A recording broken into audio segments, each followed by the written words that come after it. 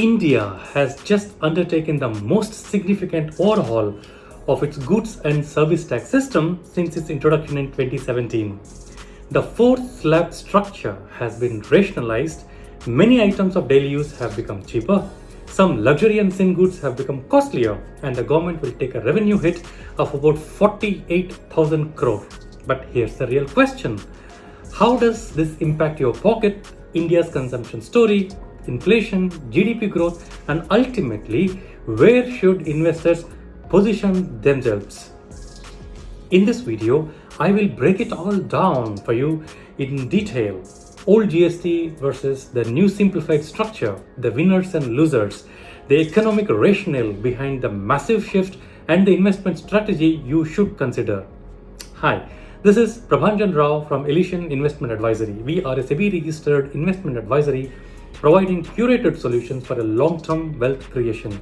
Please do subscribe to this channel and find out more interesting updates and information. So what are we going to discuss today? Old GST versus new GST, what changed? The fiscal cost to the government, the macroeconomic impact, inflation and its GDP growth, what became cheaper versus costlier, sectorial winners and losers, what should be the investor's strategy, and the big picture, why this GST reform matters. Disclaimer, this video is only for educational purposes and not for an investment advice. I am a SEBI registered investment advisor, but I am not recommending any specific securities. Please evaluate your risk profile and consult a financial advisor before investing. Now let's come on to our first section, old GST versus new GST. What changed? The old system. India's GST initially had 5 slabs: 0%, 5%, 12%, 18%, and 28% plus compensation cess on sin and luxury goods. This complexity led to confusion, endless classification disputes, and higher compliance costs. For example, a roti taxed at 5% but a paratha at 18%. Why? Nobody knows. Such anomalies existed. The new system from September 22, 2025 is like this: 0% for essentials and healthcare, 5% staples, agri-equipment, personal care, 18% the new standard rate covering most items, the 40% the special rate for sin and luxury goods, such as tobacco, pan masala, sugary drinks, some luxury items, etc. Cigarettes remain at 28% plus cess until borrowings are repaid.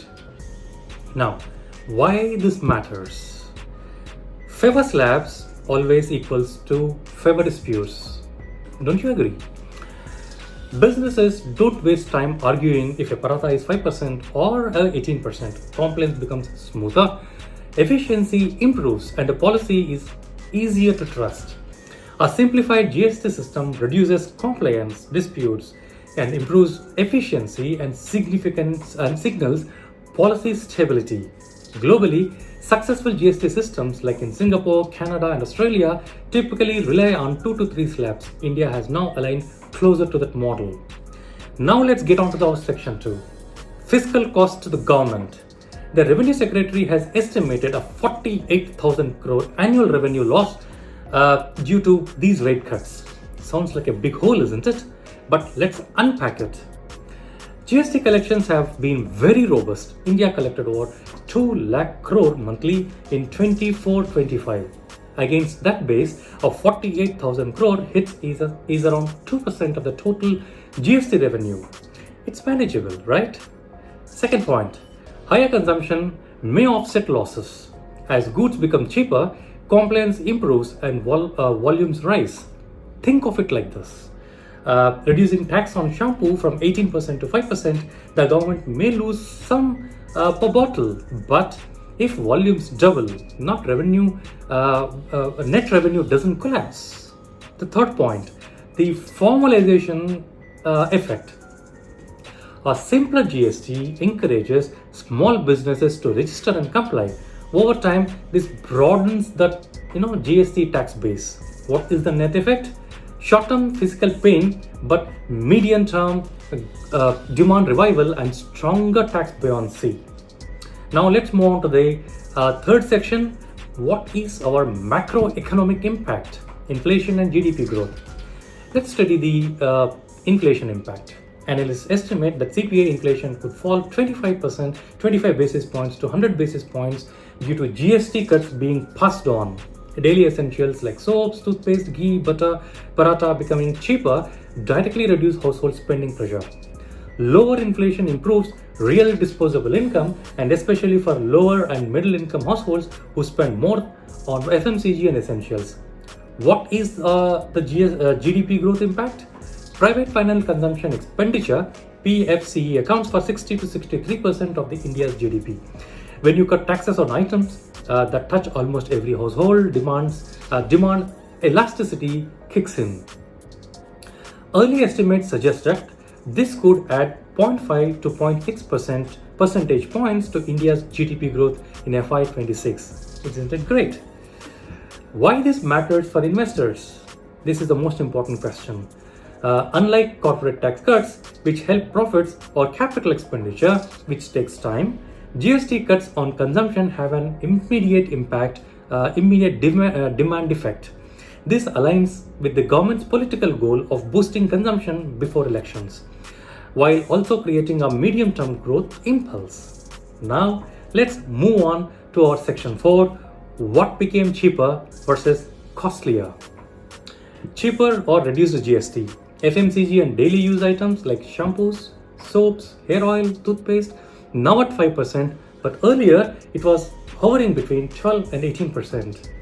Food staples like roti, chapati, paratha, now it's 0%, it's nil.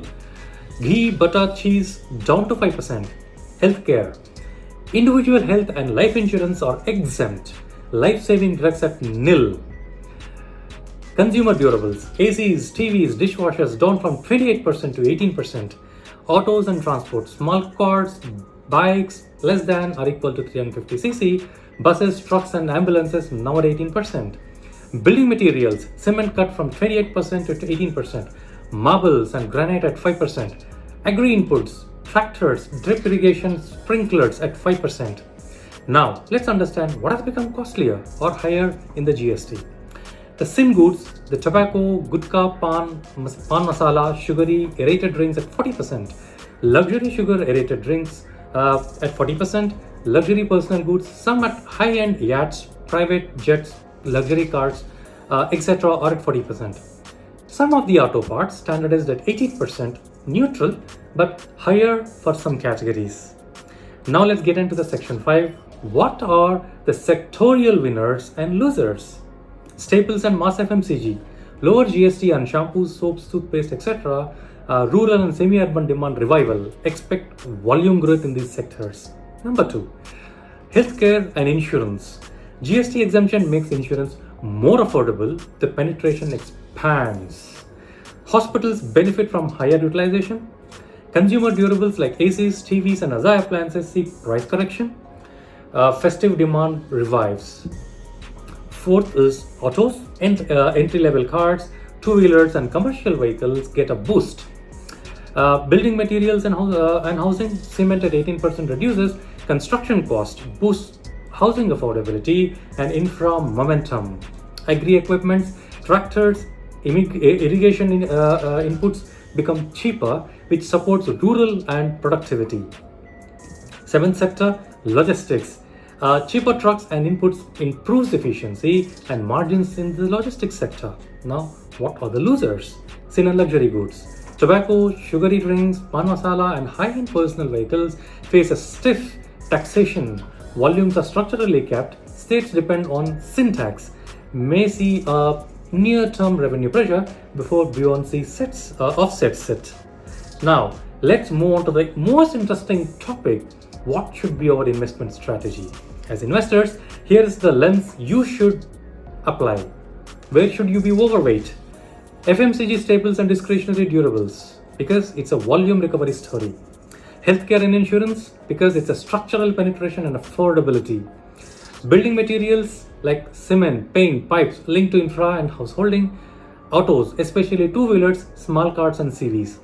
Agri and rural sector, tractors, irrigation equipments. Logistics benefit from the cheaper vehicles plus higher throughput. Where do we suggest as underweight, to be underweight or avoid? Tobacco, pan masala, sugary drinks, volumes unlikely to surprise. Luxury discretionary companies, because the tax disincentives plus limited elasticity will bring these companies down. What is the macro angle? Lower inflation plus stronger demand could also allow the RBI to adopt a dovish bias, positive for rate sensitive sectors like housing, banks and NBFCs. Now, let's move on to the another section which we will understand the macro big picture of why this GST reform matters. India has moved closer to a globally aligned 3-rate GST system, improving simplicity, compliance and stability. Short-term costs is like 48,000 crore revenue hit, as I have discussed in the earlier stance. Medium-term gainer is very high, but consumption, lower inflation, stronger GDP growth, healthier formalization. For households, cheaper everyday essentials, insurance, vehicles and cement. And for investors, where are the opportunities? They have got the opportunities in the consumer, healthcare, building materials and autos. So, stock market enthusiasts, in short, this GST reform is India's double Diwali dhamaka. Relief for households, demand stimulus for the economy and sectorial opportunities for investors. The challenge will be revenue management for the states, but the direction is clear: lower, simpler and growth-oriented taxation. As investors, the message is simple, crystal clear: position yourself where India's consumption and housing stories are set to accelerate. If you like this video, do subscribe, comment and like. Have a super Elysian day.